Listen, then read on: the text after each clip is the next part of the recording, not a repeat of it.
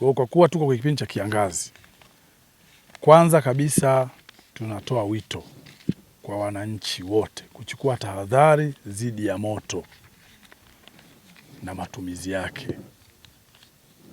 Taratibu za kutumia moto zinajulikana, huwezi kumtenganisha binadamu na moto.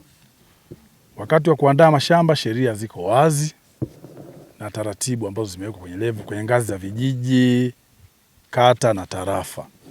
Kwa hiyo kila mwananchi atatakiwa kuzingatia taratibu hizo za kupata vibali vya kuchoma, kama ni maandalizi ya shamba, kuchoma mabiwi yote aliyoyaandaa ambayo yameshakusanywa ndio yanachomwa sehemu moja.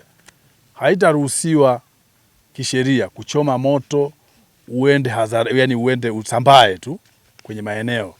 Lazima maandalizi ya msingi yawe yameandaliwa, na ndio mwananchi huyu aombe kibali cha kuchoma takataka hizo.